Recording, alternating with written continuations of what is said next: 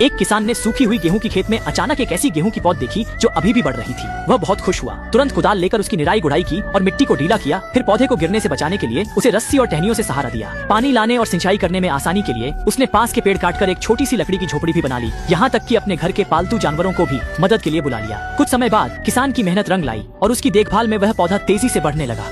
लेकिन ये खुशी ज्यादा दिन नहीं टिकी। एक रात अचानक तेज बारिश शुरू हो गई।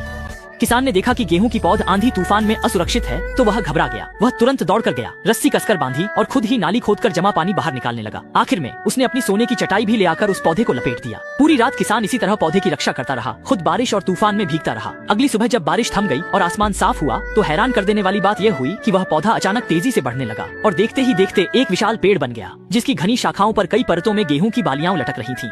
यह पौधे की सामान्य अवस्था से कहीं अधिक था। किसान खुशी से फूला नहीं समाया। उसने फिर से निराई गुड़ाई की और अच्छी फसल की उम्मीद करने लगा। दोपहर होते होते सुनहरे गेहूं के दाने बारिश की तरह झड़ने लगे। किसान वह फसल की खुशबू में डूब गया और खुश हुआ। वे लोग इस सुनहरी बारिश में गाते नाचते हुए इस दुर्लभ और शानदार फसल का जश्न मनाने लगे। थोड़ी ही देर में जमीन पर गेहूं के दाने पहाड़ से जमा हो गए। किसान को उन्हें बोरों में भरकर घर ले जाने में कई दिन लगे। इसके बाद वह कुछ अनाज लेकर कस्बे में गया, उसे बेचकर पैसे ले आया। इस संपत्ति से उसकी जिंदगी पूरी तरह बदल गई। अब उसके खाने की मेज पर मछली और मांस था। वह वे कपड़े पहनने लगा जो पहले खरीद नहीं सकता था और सर्दियों में भी उसके घर के चूल्हे में खरीदी हुई लकड़ी लगातार जलती रहती थी।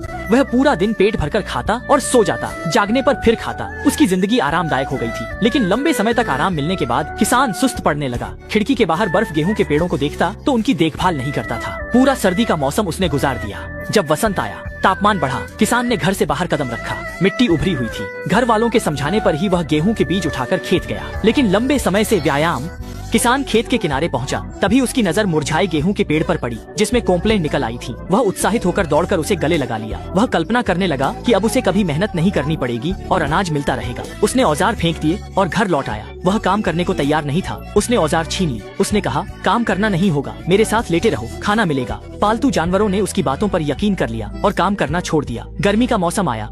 तेज धूप जमीन झुलसा रही थी। गेहूं के नीचे की जमीन सूखकर फट गई थी। घास फूस उगाई थी। किसान, पालतू जानवर घर में गहरी नींद सो रहे थे। कोई न घास हटाने जाता न पानी देने। फसल काटने का मौसम आया। घर का खाना खत्म हो चुका था। किसान ने बोरे उठाए जानवरों के साथ खेत की ओर चल पड़ा। वह उत्साह से अनाज काटने की तैयारी करने लगा। उसने कुशलता से लकड़ी की छड़ी से पेड़ के तने को पीटना शुरू किया। अगले पल गेहूं के दाने बारिश की तरह गिरने लगे, जिसने पल भर में सब कुछ ढक दिया। खुशी में डूबा किसान खतरे को महसूस नहीं कर पाया।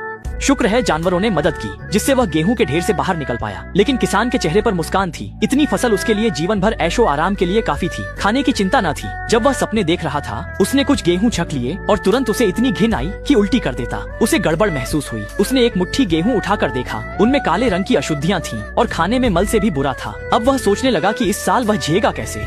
किसान शिया को तुरंत गेहूं के ढेर से भागना पड़ा। जब उसने गेहूं के पेड़ की ओर देखा तो उसकी आंखों में पछतावा और असंतोष था। वह स्वीकार नहीं था कि इतनी प्रतीक्षा के बाद ऐसा नतीजा मिला। गुस्से में उसने छड़ी उठाकर गेहूं के पेड़ पर मारी। तना टूटा, पेड़ उस पर गिरा, उसकी मौत हो गई।